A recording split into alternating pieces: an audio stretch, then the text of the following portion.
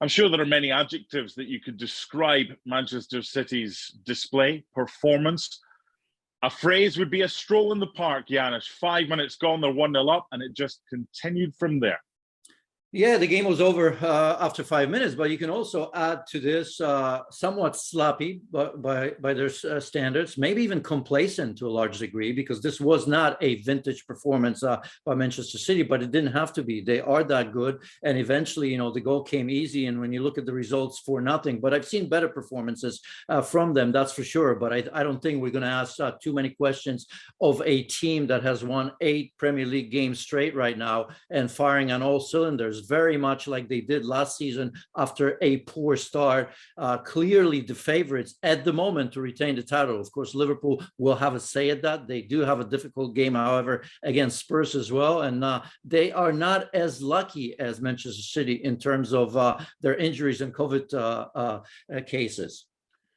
For the first goal, it was the two defenders teaming up, Cancelo to Ruben Diaz. I say defenders, but it's not really Joao Cancelo, and he got his first league goal of the season. Here's one for you. You're only allowed to pick one, and you're not allowed to play them in a different position. And don't give me this blah, blah, blah.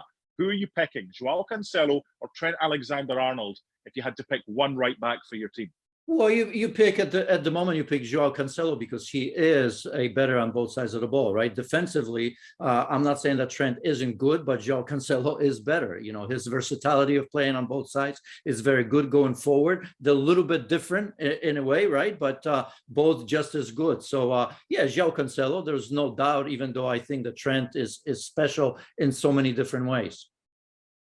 That's called looking for a headline. Of course, you could play Cancelo on the left and Alexander-Arnold on the right, and there'd be fear in the opposition. Now, for Newcastle, with a front three, they were able to rest Phil Foden. They were able to give Jack Grealish a rest. They were able to bring in Gabriel Jesus. They were able to bring in Raheem Sterling as well. Strength and depth. How good is this squad that Pep has with regards to strength and depth?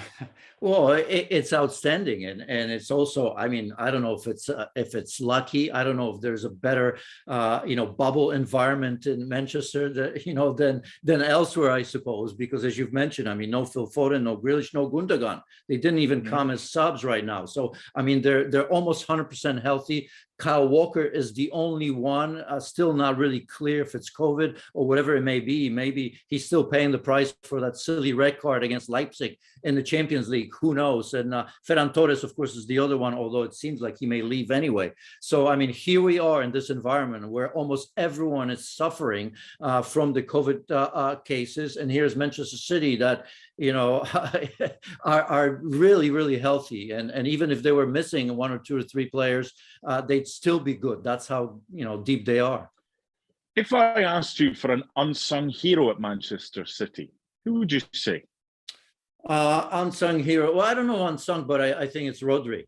It took him a while, really. That's a great shout. It took him a while, right? He's been criticized, maybe that when he first came over, it wasn't the sort of Rodri that we envisioned, right? Because everybody has been so used to, Fernandinho at his best, and he was the player that was going to replace him. And of course, it was always going to be a tough task, but I think it took a while. But right now, I can't imagine the side in the biggest games, the most important games, without Rodri, right? In the middle of the park, he certainly is one of the best. So I don't know if it's unsung, because I think everybody that's watched Rodri play before he got to Manchester City understood how good he was. I love that answer because, I was maybe looking for a Mahrez or a Bernardo Silva, but you're right, unsung. A lot of them get plaudits, but there was part of that game I kind of felt, I actually said out loud, I'm in the house by myself, this boy's a player. And you kind of know that he is, but he's just like, give me the ball. Whether it's from Ruben Diaz, who's a player as well, the spine of their team is just something. But he's the guy when there's chaos around him, and there wasn't today. He's like, give it. I'll take it. Mark, talking to yourself is not a problem for as long as you don't start answering yourself as well. It's when you start commentating in the house by yourself. That's when the biggest issue is. I'm going to flip it a little bit because Rodri is, but if you're talking about unsung hero, I wouldn't argue with you about Riyad Mahrez, right? I mean, think about it. Riyad Mahrez is the leading goal scorer for Manchester City. When you think about all the players they have, he's got 11 goals in all competitions, right? And he's only started 6 Premier League matches. So, maybe he is the unsung hero in so many ways. Of course, we've seen how good he was last season. In the beginning, he had to earn the trust of Pep Guardiola once again, but he certainly has done that this season. And with Riyad Mahrez, he's the type of player, and he was frustrated. You saw that when he was taken off, but you never hear about that in the press. You never hear about the complaining or whatever. He just gets on with it. When he gets his chance, he usually takes it. Okay, I want to end with Newcastle. Look, anything you get from Man City is a bonus, and I think he's kind of been smart. This has been a horrible couple of games for Eddie Howe, and the likelihood is he could play these 2 games 100 times and you'd not get more than a point or 2 away to Liverpool and at home to Manchester City. So he gave Callum Wilson a rest in midweek. He gave Saint-Maximin a rest in this one before bringing them on. Going forward, have they got enough heart, ability, defensive structure to be okay, or do you worry for them?